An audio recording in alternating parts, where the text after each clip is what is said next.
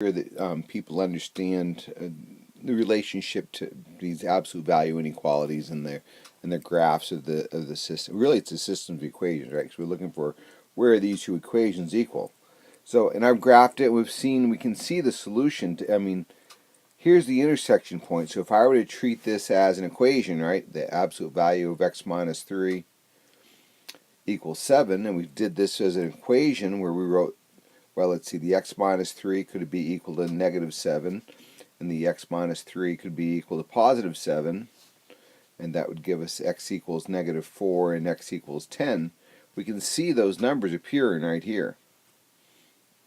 Okay, now that's where they're equal. Now when it becomes an inequality, like absolute value of x minus 3 is less than or equal to 7, say, well, what I'd love you to have you see here, and this is why I'm doing this, is I want to find all the x values where this graph is below that line y equals 7.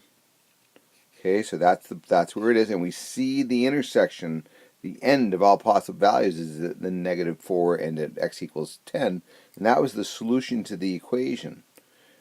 Okay, so one way to do this is because this is in between. There's a lower bound and an upper bound, and we're looking for all those numbers in between to be able to do this without using a graph. What we can do is we can say, okay, so I know I can say x minus 3 has to be greater than or equal to negative 7. This is where we get the lower bound number from. And then we can say x minus 3 is less than or equal to positive 7. And that will get me going this way. This part of this equation will tell me, or inequality, will tell me those answers headed up from the negative side. And this one will tell me heading down from the positive side, and that'll tell me the cutoffs. Now, I know we already know the answers, but so that's one way to set this up. Then of course you'd add 3 and get your negative 4. Add 3. I should have written 7 here, and that'll get you your 10.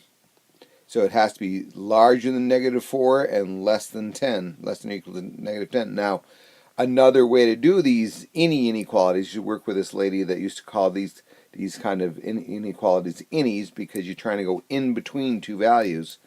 One way to do this is just set up a single inequality. Instead of writing the two of them, you can so negative 7 is less than or equal to x minus 3, whatever's in that absolute values, is less than positive 7.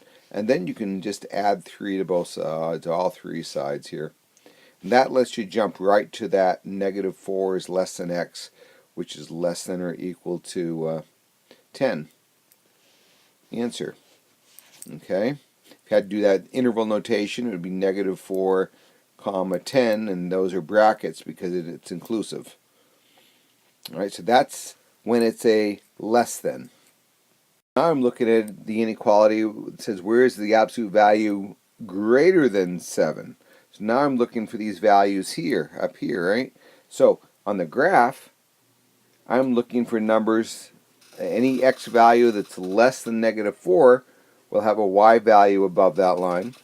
Any x value greater than 10 will have a y value above that line. Now this is not an innie situation. This is, well, she used to call it an outie, where she's you see, because you're headed out. You're headed out away from the from the center. It's like an outie belly button, I guess is what she used to think. So what I'm going to do is, instead of writing a single compound inequality, what I'm going to write is 2, and one of them is going to be just an exact copy of what I'm given. That'll take care of this positive side. Then I got to say negative 3, x minus 3 is less than or equal to negative 7, and that'll take care of the heading down to the negative infinity. So then add 3, that'll give you x is greater than or equal to 10, and x is less than or equal to negative 4. And that confirms with what we see graphically here. To do those solutions in interval notation, we'd have to write negative infinity to negative 4, and this is open on the negative, I mean closed on the negative 4 because of the equal to. And then we say or, what is it, 10 to infinity. Okay, so I hope that helps you solve these absolute value inequalities.